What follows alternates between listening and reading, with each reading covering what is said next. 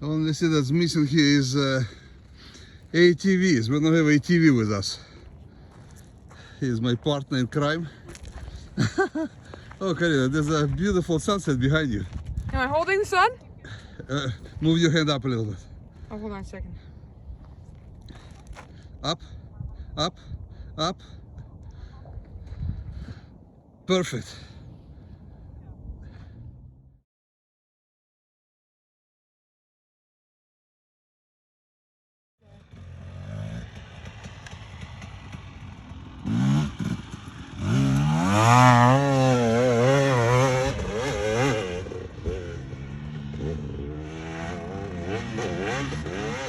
We just accidentally found this place. Oh my goodness.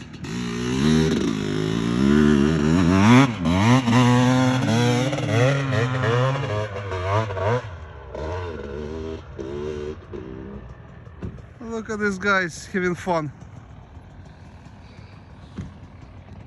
Look at these guys having fun. How the hell did we come up to this place? That's awesome, huh? This is insane. Oh my goodness.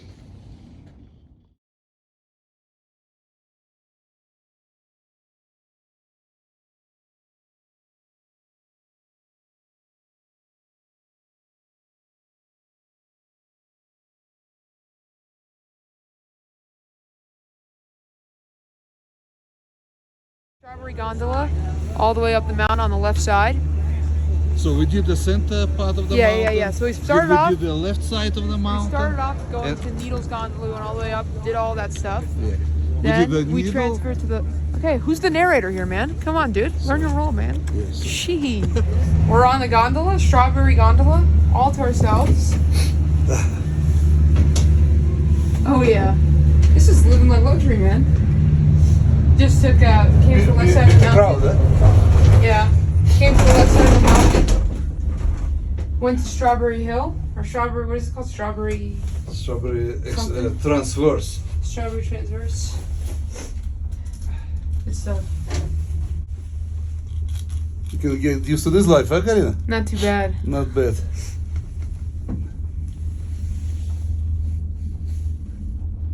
This is even better than Saturday overtime at DOT. Don't say that. Oh yeah. What's up, guys? We're at the top of this mountain, I think. We're at like 10,000 elevation, something like that. Just took a break from our skiing trip and ski ventures and devour tacos. They hit the spot. Some chicken tacos were really great. It's kind of cold. Told my fingers were cold. But besides that, it's a great day and the view's insane. It's awesome.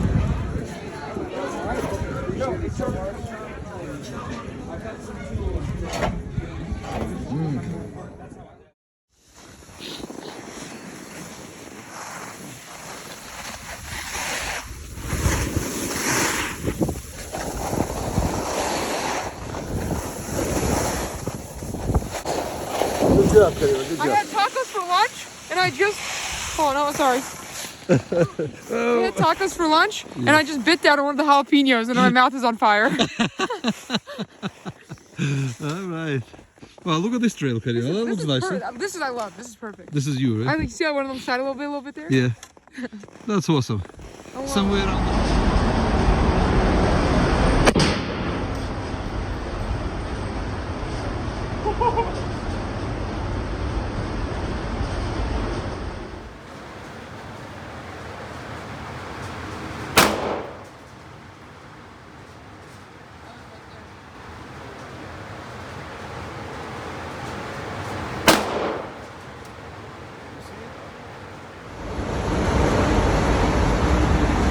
I think this might have been mine. This is all yours. No, those are yours. Oh, that's mine. I think these are mine. Yours? I think these are mine. Not bad. I hit the target. Not bad. Not bad.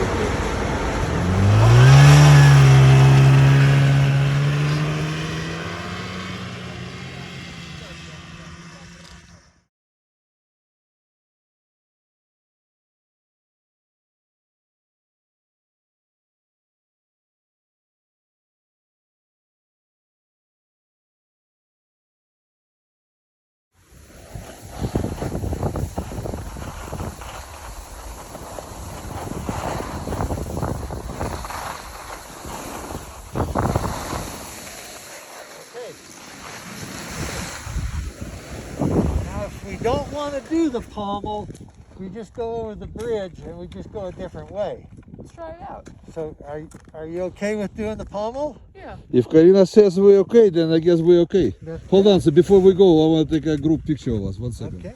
Come on, be behind the camera.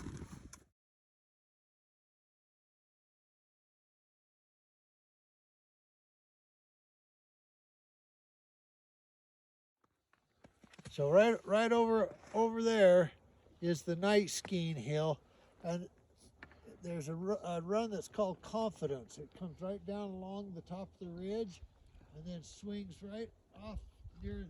You can see part of it. Okay, superstars. What do you think? Isn't that pretty? Yeah, it's gorgeous. There's Snow Basin. You see Snow Basin over Oh, there? yeah. We know Snow Basin now, right? Yeah. You don't hear any giggling over there. No, no giggling. You get a lot of giggling here. Oh, yeah.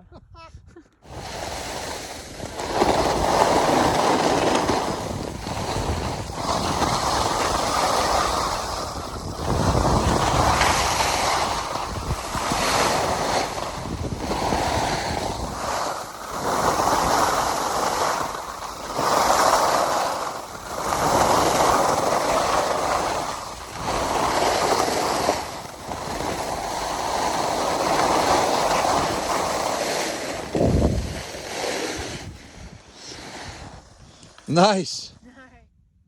On the top of some kind of trail.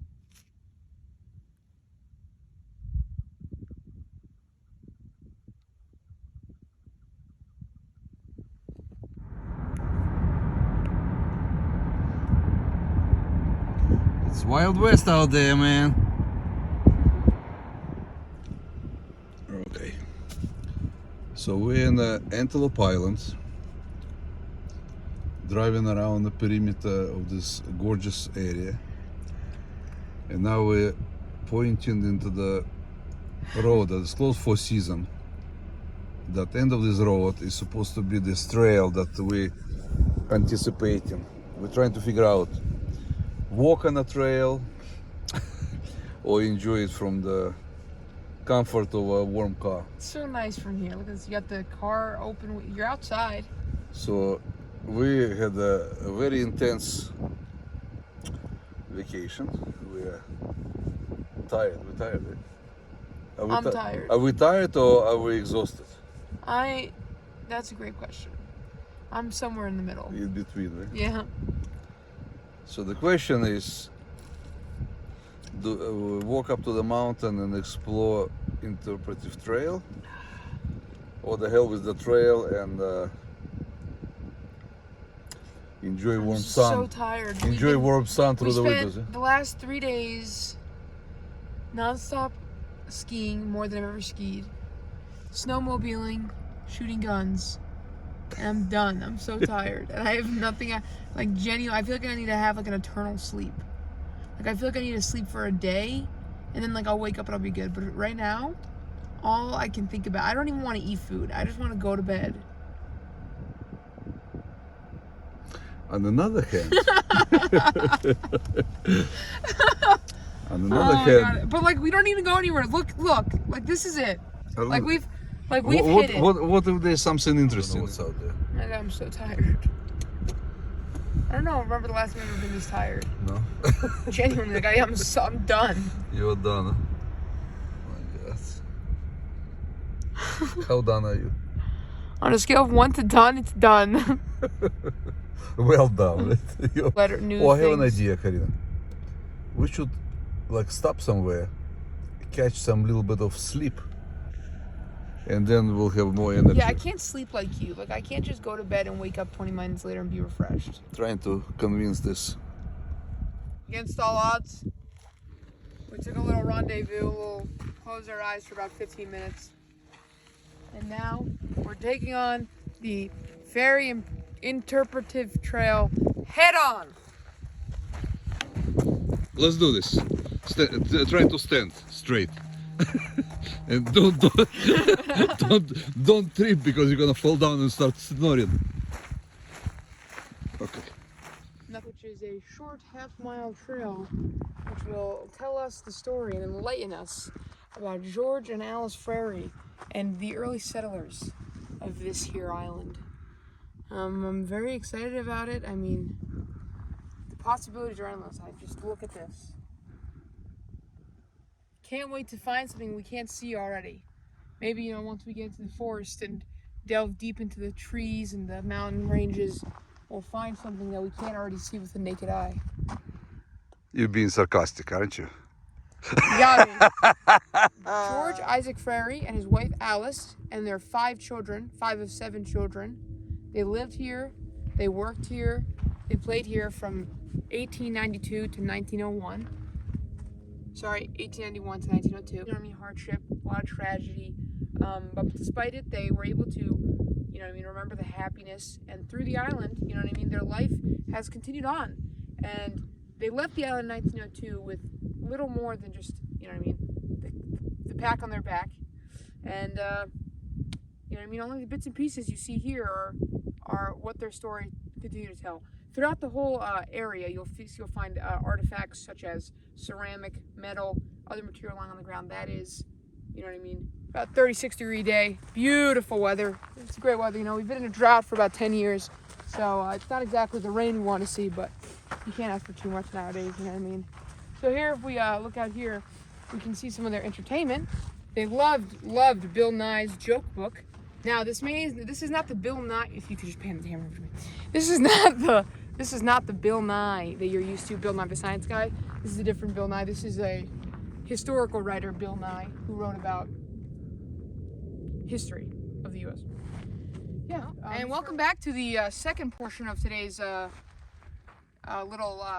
informational meeting we're having here at the Frary Estate. Here we're on this board, we're discussing the actual logistics behind living in a home like this. So you look around, it looks pretty dry, you know what I mean? Dry dirt, you wouldn't think anything of it, right? There's no water here. In fact, there is. If you pan to the left here, where their estate was, there was a cold spring running right underneath the house. That was actually exposed. So they were able to use that cold spring almost as a, obviously as a water source, but they also used it as like a modern refrigerator. They would keep and store their butter, milk, their cold things, everything they need to keep cold, maybe the meat of the bison that they had maybe just killed. They used as a modern refrigerator. Eventually, throughout, you know what I mean, living in there for such a long time, Mr. Frary eventually put in pipes to bring the water directly to the house, making it much easier than having to, you know what I mean, take the hike over. Because if you see here, pan over, you get a little, this is right here, if you can see this little dip, it's a little dip here. That's where that cold spring was. So nowadays, like I said in the last segment, we have been, the state of Utah here has been in a drought for roughly 10 years. So water levels are the lowest it's ever been and continue to decrease with very little sign of hope. That is why the water out there, the salt water, is so low. So yeah, that's basically the logistics behind maybe water. And yeah, that's basically it. That's how they were able to supply themselves with drinking water, survive the cold months, the hot months. Back to the final segment here. This one we're going to talk about the food on the homestead. This is actually a really interesting one. So generally speaking, Mr. Frary would take the boat. He would go to the Great Salt Lake, which is more of a city area where there's a lot more stuff for you to get. And he would go and he would purchase food for the winter or the months that they couldn't or wouldn't be able to hunt or grow. So usually, in terms of hunting, how it would work, they would, you know what I mean, obviously they're not extremely close to each other, but if there was, they did have 16 acres of farm. Obviously they have plenty of acreage, but on 16 acres of their land, they actually were planting wheat, barley, and rye in the same field.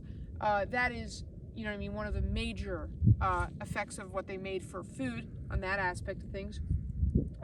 Here I'm quoting Grace. She said, Uncle Will and Father planted the orchards, but the rabbits and grasshoppers ate everything, and few trees survived. They'd all eat potato vines and then even dig down and eat all the potatoes. So as you can see, the family was dealing with not only the weather conditions, which were sometimes subpar, but they were also dealing with some animals such as the Mormon cricket or the black-tailed jackrabbit. Another interesting fact about the planting and the harvesting in this area is that Antelope Island has their sort of micro climate here, where it was actually far warmer than other places on the mainland.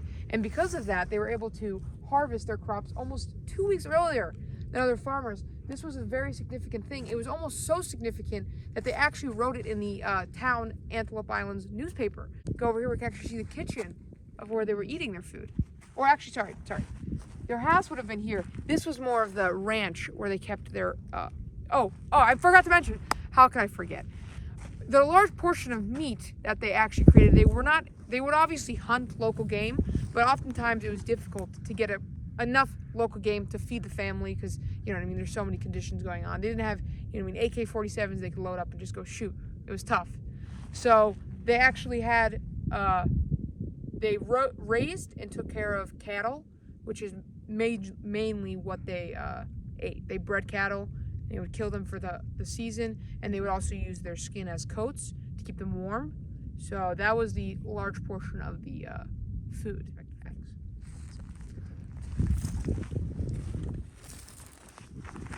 Beautiful day out. Beautiful day. We're right here. Prairie Homestead Site, Eager Project. This was actually founded by Cameron Mailer in Troop 1910. Appreciate you, Cameron. Let's take a beautiful plaque that was funded by the Syracuse Historical Society in 1990. I mean, it looks in great shape. Basically just covering everything that I had covered.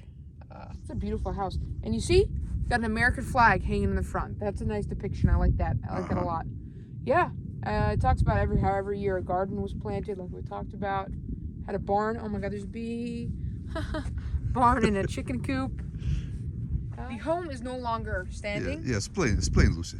I will. And my name's not Lucy. The home used to be here, no longer is here. The reason, this is basically where the house was. It's depicted with this fence-like structure. The reason they have this maze in the front is to stop animals from entering the plaque, because obviously a bison can't navigate the fence. So yeah, that's why, and it stops them from coming in and messing around with all this stuff, because this is a very active site. You know, there's bison, antelope, everywhere, all over the place. So yeah, that's the reason that this fence is built here. So thank you all for joining us on this nice, super interesting, in-depth review of the Prairie Estate and the beautiful little island home that will forever be remembered thanks to this beautiful island. See you in the next segment of Itchy Asses. See you in the next segment of Itchy Asses.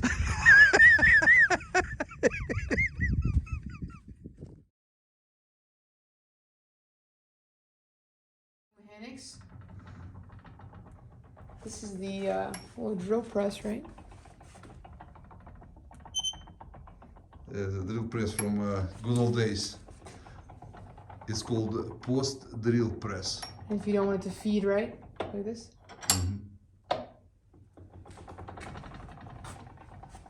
And if you want it to feed it, you go like this. And it.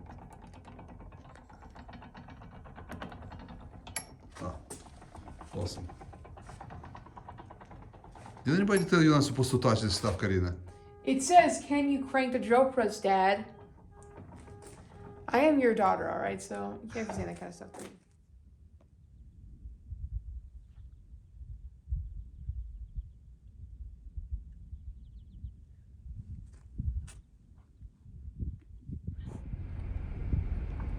I'm gonna pass by because this guy's trying